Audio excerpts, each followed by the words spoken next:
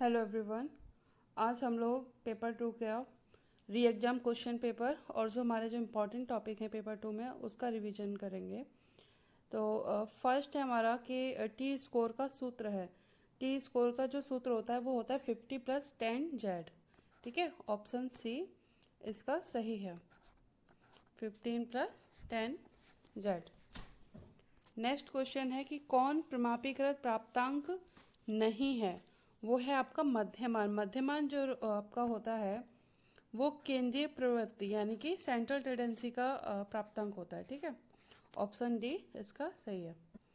Next है कि Z प्राप्तांक का मानक विचलन सदैव होता है।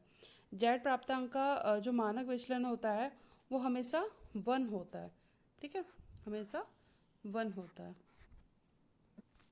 देखिए, जो जेड प्राप्तांक होता है उसका जो मीन होता है यानी कि जो माध्य होता है वो 0 होता है। आपका मानक विचलन या फिर जिसको हम स्टैंडर्ड डेविएशन भी बोलते हैं वो आपका 1 होता है।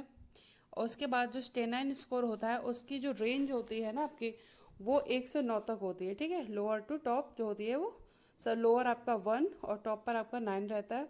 और उसके बाद जो आपका स्टेन प्राप्तांक है उसकी जो रेंज है वो 1 to 10 है। इसका जो मीन है यानी कि जो माध्य है वो 5.5 है।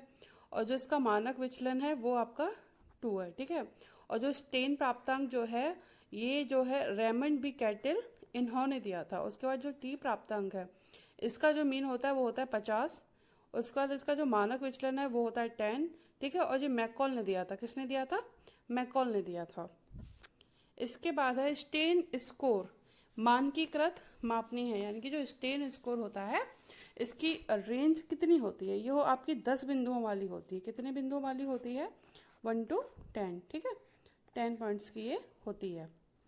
देन जेड स्कोर का प्रसार है। जेड स्कोर का जो आपका प्रसार रहता है वो होता है -3 सिग्मा टू +3 सिग्मा। ठीक है, देन 6 क्वेश्चन है कि आकलन छात्रों के अधिगम एवं विकास का व्यवस्थित आधार पर अनुमान है। ये किसने बोला है? ये आपका इरविन ने बोला है। ठीक है, ये इरविन का कथन है। आकलन का क्षेत्र है रिसर्च, प्रिडिक्शन, अचीवमेंट, ये तीनों आपके आकलन के क्षेत्र में ही आते हैं, इसीलिए इसका जो ऑप्शन डी है वो करेक्ट है। देन क्वेश्चन नंबर 8, मापन किन्हीं निश्चित स्वीकृत नियमों के अनुसार वस्तुओं को अंक प्रदान करने की प्रक्रिया है। ये किसने बोला है? ये आपका स्टीवेंस ने बोला है। ठीक है, किसने बोला है? स्टीवेंस ने बोला है। देन 9th क्वेश्चन है कि आकलन की विशेषताएं हैं अधिगम आवश्यकताओं की जांच, शिक्षक मूल्यांकन, शैक्षिक सुधार। ये तीनों जो है वो आपकी आकलन की विशेषताओं के अंतर्गत आता है, ऑप्शन डी। देन विद्यालय स्तर पर शैक्षिक आकलन का महत्व है नैदानिक पृष्ठपोषण प्रदान करना, अधिगम प्रगति को जानना, आत्म मूल्यांकन में सहायता देना।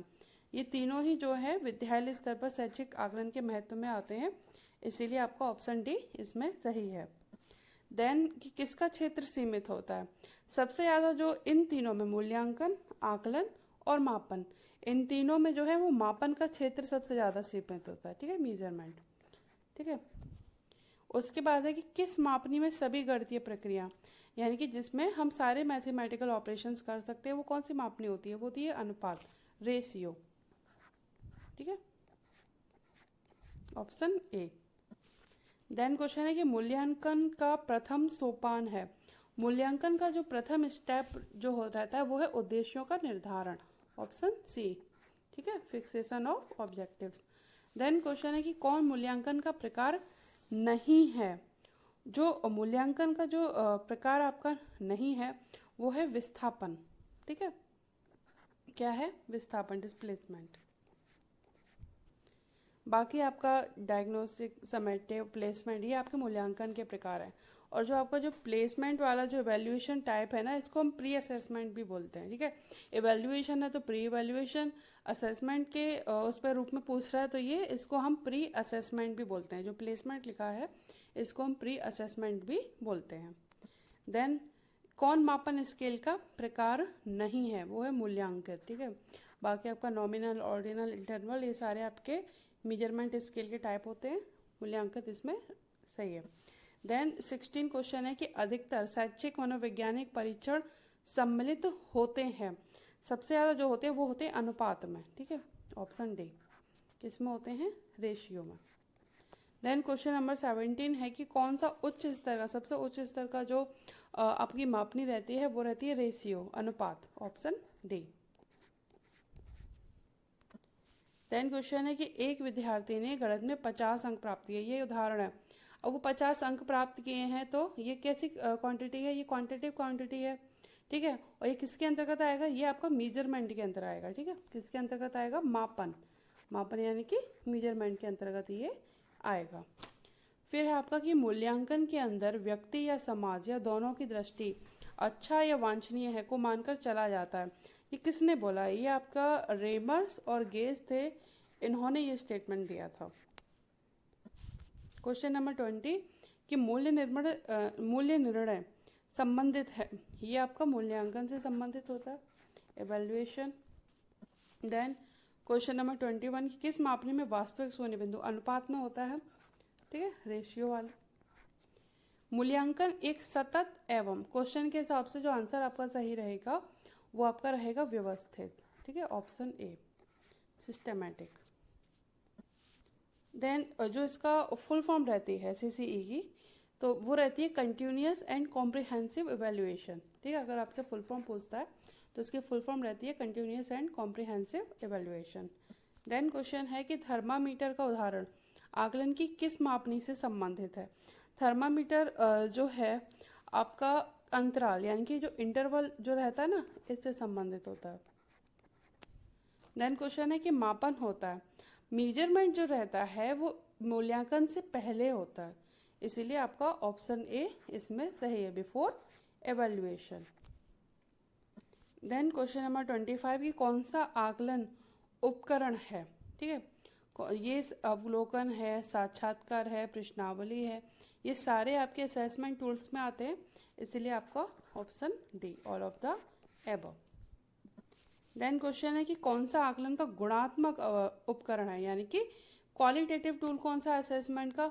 वो है आपका ऑब्जर्वेशन यानी कि अवलोकन, ठीक है, ऑप्शन डी। देन कौन सी तकनीक सामाजिक गत्यात्मकता को मापने हेतु सर्वोत्तम है? वो आपकी होती है सोशियोमेट्री यानी कि समाज मिति, ऑप्शन बी। फिर आपका आता है कि परीक्षा की किन प्रविधियों का प्रयोग किया जाता है? Oral examination, practical examination, written examination, ये तीनों ही टेक्निक यूज में आती हैं, इसीलिए आपका ऑप्शन डी इसमें सही है। क्वेश्चन है कि टैक्सोनॉमी ऑफ एजुकेशनल ऑब्जेक्टिव ये किसने लिखी थी? ये आपकी बेंजामिन ब्लूम ने लिखी थी, ऑप्शन ए, ठीक है, जिन्होंने 3 प्रकार के शैक्षिक उद्देश्य बताए थे, ज्ञानात्मक, भावात्मक और क्रियात्मक। देन शैक्षिक उद्देश्यों में 3 क्षेत्र आते हैं आपके, ज्ञानात्मक, भावात्मक और क्रियात्मक, ठीक है, ऑप्शन बी। देन क्वेश्चन है कि संज्ञानात्मक क्षेत्र का सर्वोच्च स्तर का उद्देश्य वो आपका रहता है मूल्यांकन, और अगर निम्न स्तर का पूछता है वो रहता है आपका ज्ञान, ठीक है। रुचि उद्देश्य किससे संबंधित है? ये आपका भावात्मक उद्देश्य से संबंधित है, ठीक है, अफेक्टिव डोमेन से। देन क्वेश्चन है कि ब्लूप्रिंट चार्ट में होता है, जो ब्लूप्रिंट चार्ट जो रहता है उसमें आपका सभी रहता है, उसमें ऑब्जेक्टिव्स भी रहते हैं, क्वेश्चन टाइप्स भी रहता है और वेटेज ऑफ क्वेश्चन भी रहता है, ठीक है, पूरा खाका रहता है ब्लूप्रिंट चार्ट में, तो आपका ऑप्शन डी इसमें सही है, ओके। फिर है कि निम्न में से कौन एक अच्छे परीक्षण की विशेषता है? वैधता, विश्वसनीयता, वस्तुनिष्ठता, ये तीनों ही एक अच्छे परीक्षण की विशेषता में आती हैं, इसीलिए आपका option D, all of the above. Then question है कि क्रियात्मक क्षेत्रों के उद्देश्यों को किसने दिया था? ये आपका सिम्पसन ने दिया था। किसने दिया था? सिम्पसन ने। देन क्वेश्चन है कि बहुविकल्पीय प्रश्न एमसीक्यू आधारित होते हैं। जो बहुविकल्पीय प्रश्न रहते हैं वो रहते हैं प्रत्यविज्ञान, ठीक है, रिकॉग्नाइजेशन टाइप में ये रहते हैं, ऑप्शन बी।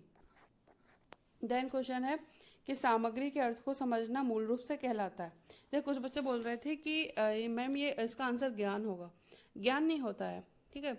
वो ये कह रहा है कि सामग्री के अर्थ को समझना मूल रूप से, वो सामग्री को जानने की बात नहीं कर रहा है, वो उसको समझने की बात कर रहा है। और समझना जो है वो बोध के अंतर आता है। ठीक है, जो हम ब्लूम की जो टैक्सोनॉमी पढ़ते हैं, फिर उसको जो व्यवहारिक रूप में लिखा गया है मेगर द्वारा, उसमें ये साफ साफ बताया गया है कि जो बोध होता है, बोध में इसकी जो क्रियाएं हैं उसके अंदर आता है जो समझना है। ठीक है, जानना ज्ञान के अंदर आता है, लेकिन समझना वो बोध के अंतर्गत आता है। इसीलिए इसका ऑप्शन ए इसका सही है, कॉम्प्रिहेंशन। देन फिर है कि अनुदेशन के अंत में उपलब्धि का आकलन करना है। अनुदेशन के अंत में जो उपलब्धि का आपका आकलन रहता है वो आपका रहता है समेटिव। ठीक है, कैसा रहता है? समेटिव, यानी कि योगात्मक आकलन। फिर है कि पद विश्लेषण किया जाता है।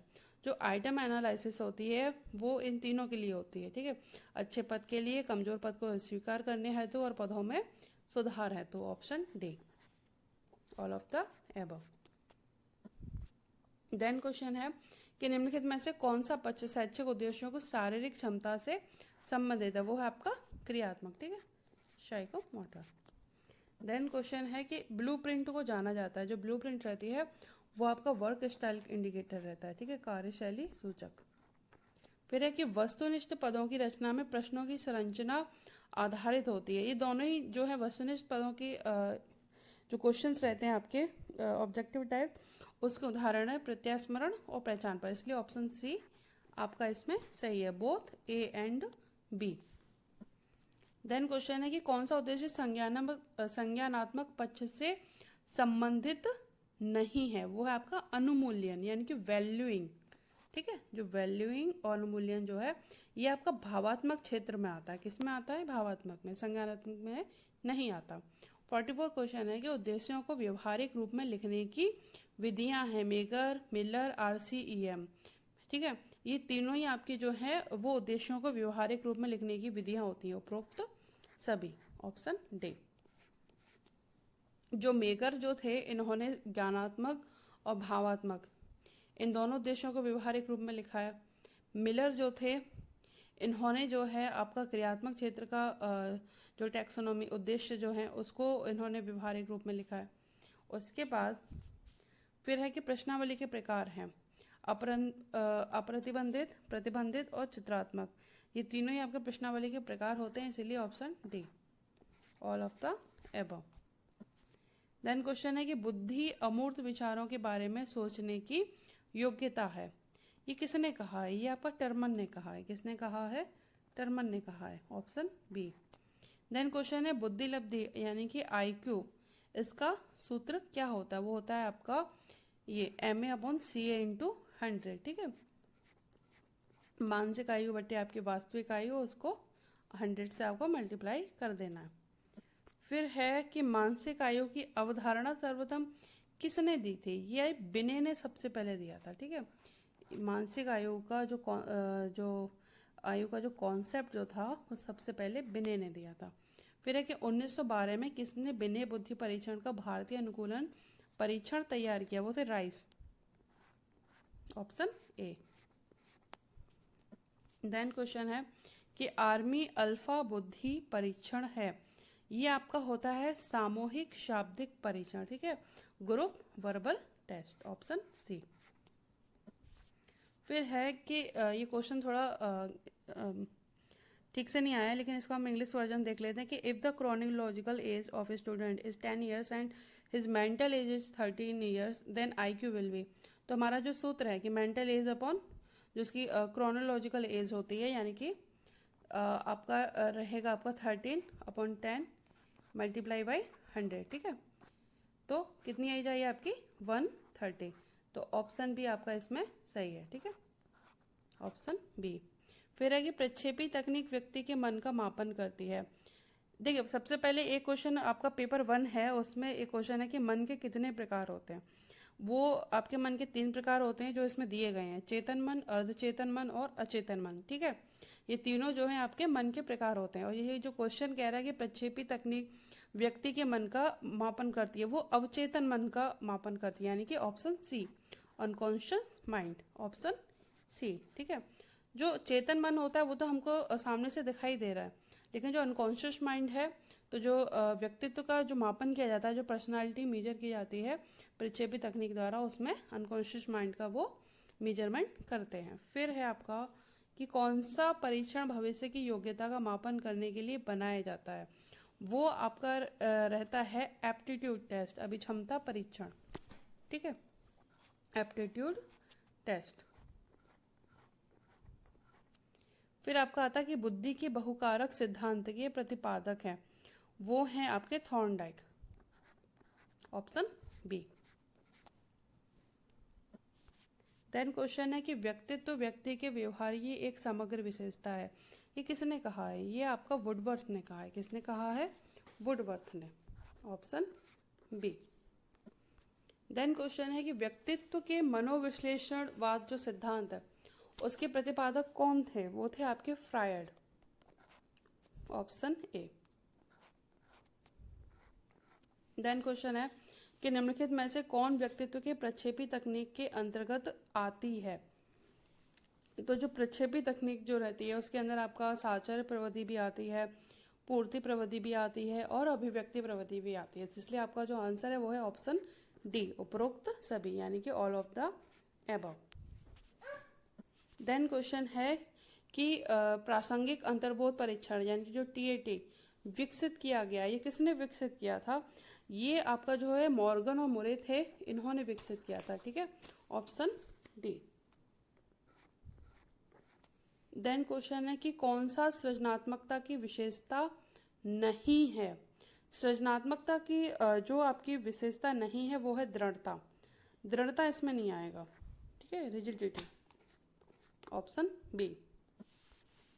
देखिए, जो विशेषता है सृजनात्मकता की वो तत्व भी होते हैं। ठीक है, प्रवाह, विविधता, मौलिकता और विस्तारण। ठीक है, आपको जो ऑप्शन में दे रखा था वो मौलिकता है, प्रवाह और लचीलापन दिया रखा था, लेकिन जो आपका जो सृजनात्मकता के तत्व जो होते हैं ये भी 4 होते हैं आपके, प्रवाह, विविधता, मौलिकता और विस्तारण। ठीक है, इनको आप विशेषता बोल लीजिए या तत्व बोल लीजिए। फिर है कि सृजनात्मकता की प्रक्रिया कैसी होती है? पहला तो है कि समस्या की पहचान करना, उसके बाद जो उपलब्ध सूचनाओं का संकलन करना, फिर उसके बाद है समाधान को खोजना, उसके बाद है परिणामों का संचरण करना। ठीक है, फिर है आपका कि सृजनात्मक परीक्षण का पिता किसको कहा जाता है? टॉरेंस को कहा जाता है। किसको कहा जाता है? टॉरेंस को। देन क्वेश्चन है कि बाकर मेहदी ने परीक्षण का विकास किया, वो था आपका सृजनात्मक परीक्षण। जो बाकर मेहदी के जो परीक्षण है क्रिएटिविटी टेस्ट, वो आपके उसके सृजनात्मक परीक्षण है। फिर है आपका उपलब्धि परीक्षण में मुख्य रूप से आकलन किया जाता है। उपलब्धि परीक्षण में जो आपका आकलन किया जाता है वो प्राप्त ज्ञान का आकलन किया जाता है। ठीक है, एक्वायर्ड नॉलेज। देन क्वेश्चन है कि कौन सा वस्तुनिष्ठ प्रकार परीक्षण का दोष है? वैधता, विचार अभिव्यक्ति में कमी, विश्वसनीयता, वस्तुनिष्ठता। तो जो आपके ऑब्जेक्टिव टाइप टेस्ट जो रहते हैं उसमें ना आप ज़्यादा लिख नहीं पाते हैं, जैसे आप निबंध प्रकार के जो प्रश्न होते हैं उसमें लिख लेते हैं, इसीलिए इसमें विचार अभिव्यक्ति में कमी, इसका ये दोष है। ठीक है, लैक ऑफ थॉट एक्सप्रेशन। फिर है कि कौन सा निबंधात्मक प्रकार का प्रश्न नहीं है? वो आपका सिंपल रिकॉल यानी कि सरल प्रत्यास्मरण, ये आपका ऑब्जेक्टिव टाइप में आता है। ठीक है, बाकी आपका निबंधात्मक प्रकार का प्रश्न है। फिर है कि बुद्धि का त्रिविमीय मॉडल किसने दिया था? बुद्धि का जो आपको त्रिविमीय मॉडल दिया था वो आपको दिया था गिलफोर्ड ने। किसने दिया था? Guilford, option A. Then question है कि वैधता के प्रकार में सम्मिलित है। वैधता के प्रकार में जो है कंटेंट वैलिडिटी भी आती है, कॉन्करेंट वैलिडिटी भी आती है और कंस्ट्रक्ट वैलिडिटी, ये तीनों आपके वैधता के प्रकार होते हैं, इसलिए उपरोक्त सभी। देन क्वेश्चन है कि वैधता वह सीमा है जिस सीमा तक परीक्षण वही मापता है जिसके लिए इसका निर्माण किया गया है। ये स्टेटमेंट किसने दिया है? ये स्टेटमेंट जो है आपका क्रोनबेक ने दिया है। किसने दिया? क्रोनबेक ने। देन क्वेश्चन है कि बेमेल को खोजिए। ठीक है, बेमेल यानी कि जो इससे मैच नहीं कर रहा। देखिए, विश्वसनीयता परीक्षण, पुनः परीक्षण, जो टेस्ट रीटेस्ट रहता है वो आपको विश्वसनीयता मापने के लिए ही रहता है। नॉर्म्स में आपका आयु आता है यानी कि एज मानक रहता है। ठीक है, केंद्रीय प्रवृत्ति में मध्यमान हम जानते हैं मीन मीडियन मोड होता है। लेकिन वैधता में जो ये स्थिर है, स्थिरता नहीं रहती, ठीक है। जो स्थिरता जो है ना, वो विश्वसनीयता का ये प्रॉपर्टी है। ये जो स्थिरता इसमें दी है ये विश्वसनीयता की प्रॉपर्टी होती है, वैधता की नहीं होती है, इसीलिए इसका ऑप्शन सी सही है। देन क्वेश्चन है कि स्थिरता गुणांक मापन होता है। जो स्थिरता गुणांक जो मापन आपका रहता है वो आपका परीक्षण पुनः परीक्षण यानी कि टेस्ट रीटेस्ट द्वारा इसको हम मापते हैं। फिर है कि विश्वसनीयता गुणांक के परिकलन हेतु कौन सा स्पीयरमैन ब्राउन प्रोफेसी सूत्र उपयुक्त होता है। अब देखिए इसमें जो ऑप्शंस जो दिए हैं उसके हिसाब से जो फॉर्मूला जो बनता है स्पीयरमैन ब्राउन प्रोफेसी का वो ये आपका ये रहता है, ये जो फॉर्मूला जो रहता है वो ये रहता है R=n R/1+n-R11, ठीक है। अगर इसमें n जैसे कि इसमें दिया गया, अगर 2 भी लिख दें तो भी इसमें से कोई सा भी ऑप्शन इसमें से सही हो नहीं रहा है, ठीक है। लेकिन अगर यहाँ पे हम पुट करते हैं n=2 तो इसका जो आंसर रहेगा R= वो रहेगा 2R11/1+R, ठीक है। लेकिन यहाँ पे प्लस है ही नहीं, 2R(R-1) दिया हुआ है, ठीक है। तो इसीलिए मैं इस क्वेश्चन को छोड़ रही हूँ। अगर मेरे को इसको मैं बाद में टैली करके बताऊंगी आपको, ठीक है। फिर है लेकिन जो स्पीयरमैन ब्राउन प्रोफेसी का जो सूत्र रहता है वो ये रहता है, ठीक है। देन क्वेश्चन है कि यदि एक घड़ी हमेशा 10 मिनट विलम्ब होती है तो ये हो सकती है। अब देखिए घड़ी है यानी कि वो समय नापने के लिए है, तो यानी कि वो वैलिड ही है। और हमेशा वो लेट ही हो रही है यानी कि 10 मिनट ही विलम्ब हो रही है, लेकिन मतलब हमेशा वो वही टाइम बता रही है, 10 मिनट लेट ही टाइम बता रही है, तो वो रिलायबल भी है। इसलिए आपका जो ऑप्शन रहेगा वो है option C, both A and B। फिर है विश्वसनीयता गुणांक होता है। जो आपका विश्वसनीयता गुणांक रहता है ये हमेशा पॉजिटिव रहता है। कैसा रहता है? हमेशा पॉजिटिव रहता है, ठीक है। और इसका जो रेंज रहती है रिलायबिलिटी कोफिशिएंट की वो रहती है 0 to 1। कहाँ से कहाँ तक रहती है? 0 to 1, ठीक है। देन आपका क्वेश्चन है कि एक मानकीकृत परीक्षण में निश्चित होता है। जो आपके स्टैंडर्डाइज टेस्ट होते हैं उसमें प्रोसीजर, स्कोरिंग, एवेल्युएशन ये तीनों आपके पहले से ही डिफाइन किए रहे होते हैं, इसीलिए आपका ऑप्शन डी इसमें सही है। फिर है कि एक उत्तम आकलन परीक्षण की विशेषताएं हैं। रिलायबिलिटी, वैलिडिटी, ऑब्जेक्टिविटी, ये आपकी सारी आपकी जो है उत्तम जो परीक्षण रहता है उसकी ये विशेषताएं हैं। देन क्वेश्चन है कि यदि एक परीक्षण विश्वसनीय है तो वह है, देखिए अगर कोई परीक्षण वैध बताया जाता है तो विश्वसनीय, वो डेफिनेटली वो विश्वसनीय आपका रिलायबल होगा। लेकिन अगर ये बोल रहे हैं कि वो परीक्षण विश्वसनीय है तो ज़रूरी नहीं है कि वो वैलिड भी हो, ठीक है। वो हो भी सकता है, नहीं भी हो सकता है, इसीलिए ऑप्शन सी आपका इसमें सही है। और वहीं अगर क्वेश्चन ये दिया होता कि यदि एक परीक्षण वैध है तो वो डेफिनेटली वो निश्चित तौर पर वो विश्वसनीय होता, ठीक है। इसमें ऑप्शन सी आपका इसमें सही है। देन क्वेश्चन है कि मानकों के प्रकार हैं। ये तीनों आपके जो है नॉर्म्स के टाइप्स रहते हैं, इसलिए उपरोक्त सभी। फिर क्वेश्चन है कि किसी परीक्षण की विश्वसनीयता को प्रभावित करने वाले कारक हैं। लंबाई परीक्षण की, ठीक है, सजातीयता, कठिनाई स्तर, ये सारे जो है विश्वसनीयता को प्रभावित करते हैं, इसलिए ऑप्शन डी आपका इसमें सही है। देन क्वेश्चन है कि MCQ में गलत विकल्प होते हैं, वो होते हैं आपको डिस्ट्रैक्ट करने के लिए, ठीक है, विचलित करने वाले। फिर है कि मिलान प्रश्न जो मैचिंग रहती है, कॉलम बने होते हैं, उसमें 2 कॉलम होते हैं, ठीक है, और कॉलम A कॉलम B, तो ऑप्शन A आपका इसमें सही है। फिर है कि किसी परीक्षण में छात्र के प्रदर्शन की तुलना स्पष्ट रूप से परिभाषित अधिगम कार्यों से की जाती है, ठीक है। आपका इसमें कौन सा आंसर सही है? वो है आपका क्राइटेरियन रेफरेंस टेस्ट, निकष संदर्भित परीक्षण, ठीक है, क्राइटेरियन रेफरेंस टेस्ट। और वहीं अगर यहाँ ये जैसे कि इस क्वेश्चन में ये बोला है कि छात्र के प्रदर्शन की तुलना ये किससे कर रहे हैं? अधिगम कार्यों से, ठीक है। तो यहाँ पे कौन सा परीक्षण यूज होता है? निकष संदर्भित परीक्षण। वहीं अगर ये बोलते हैं कि किसी छात्र के प्रदर्शन की तुलना हम दूसरे छात्र के प्रदर्शन से कर रहे हैं तो आपका आंसर रहता है नॉर्म रेफरेंस टेस्ट, यानी कि मानक संदर्भित परीक्षण। ठीक है, अधिगम कार्यों से जब तुलना की जाती है तो आपका रहता है निकट संदर्भित परीक्षण। अगर ये बोलता है कि एक छात्र के प्रदर्शन की तुलना हम दूसरे छात्र के प्रदर्शन के साथ कर रहे हैं तो आपका आंसर रहता है मानक संदर्भित परीक्षण। उसके बाद क्वेश्चन है कि परंपरागत आकलन प्रणाली, वो आपकी शिक्षक केंद्रित आकलन रहता है, टीचर सेंट्रिक असेसमेंट। फिर है सीजीपीए का आपका फुल फॉर्म क्या रहती है? सीजीपीए की जो आपकी फुल फॉर्म रहती है वो होती है क्यूमुलेटिव ग्रेड पॉइंट्स एवरेज। ठीक है, ऑप्शन ए।